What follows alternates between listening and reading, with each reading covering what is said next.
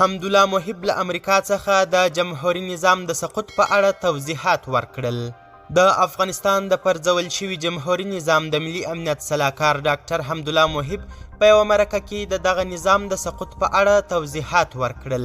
حمدالله محب ازادي راډیو ته په ځانګړې مرکه کې وویل چې له یوې میاشتې راهیسې امریکا متحده ایالاتو ته تللی دی. هغه په دې مرکه کې وویل چې په دوحه کې د طالبانو او امریکا د سولې له تړون څخه وروسته د افغانستان د الف څخه ترې پورې سیاستوالو ټولو له طالبانو سره اړیکې نیولې او پټې معاملې ورسره لرلې. هغه په دې ډول د جمهوري نظام د سقوط اصلي دلیل د دوحې تړون یاد کړ. ډاکټر محب دا هم وویل چې له 2014 کال څخه وروسته افغان ځواکونو په زړورتیا او ډېرې میړانې سره د نظام دفاع وکړه. د ده په وینا طالبانو ان د سیمه ییزو قومي مشرانو په کچه د خپلې واکمنۍ د جوړېدو لپاره تفاهم درلود او ډیرو سیاستوالو سره یې هم وار د مخه اړیکې خوږې سوي وې چې په همدې دلیل ورسره ډیرو خلکو د جمهوري نظام په سقوط کې مرسته کوله.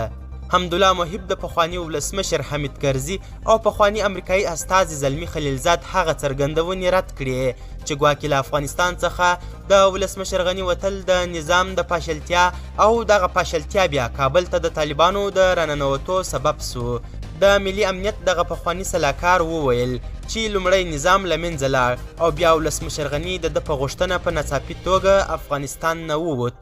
هغه ټینګار وکړ چې ولسمشر غني د تفاهم او مذاکراتو له لارې د نوي ګډ حکومت جوړولو ته چمتو و، خو طالبانو له پیله حکومت سره خبرې نه کولې. د محب په وینا که طالبانو په سوله او مذاکراتو باور لرلی په تیرو 3 کلونو کې به یې ورته خپل عملي تعهد ښودلی وای. حمدالله محب وویل چې د جمهوري نظام د سقوط په ورځ هم په پام کې وه چې د پرېکنده مذاکراتو لپاره د ده په ګډون د جمهوري نظام یو مهم پلاوی له طالب لوري سره د خبرو لپاره دوحې ته لاړ سي. ډاکټر محب دته د نظام د سقوط په ورځ د حقاني شبکې د یوه مشر خلیل رحمان حقاني د ټلیفوني تماس په اړه وویل چې هغه لومړی طالبانو ته د تسلیمېدو په اړه د یوې اعلامیې د خپرولو او بیا د ګډ حکومت د جوړولو په اړه د مذاکراتو غوښتنه لرله. محب وای فکر یې کاوه چې خلیل رحمان حقاني به په لوګر یا میدان وردګو کې وي او دی به په یوه موټر کې له یوه ډریور سره ورسي، خو حقاني ورته وویل چې د ارک په شاوخوا کې دی. حمدالله محب له هیواده د ولسمشر غني تر وتو وروسته د هغه د لومړي مرستیال امرالله صالح له لوري د ځان د سرپرست ولسمشر اعلان ته غبرګون ونه ښود، خو د هغه له لوري د طالبانو خلاف د مقاومت اعلان ته یې په غبرګون کې وویل چې له سقوط څخه څو ورځې مخکې یې د امنیتي سکتور د رهبرۍ غونډه کې د طالبانو خلاف د مقاومت موضوع له امنیتي رهبرۍ سره وڅېړله. د ولسمشر غني دا نږدې کس وایي چې د دفاع وزیر بسم الله خان ورته د مقاومت امکان حتی په پنجشیر کې هم رد کړ.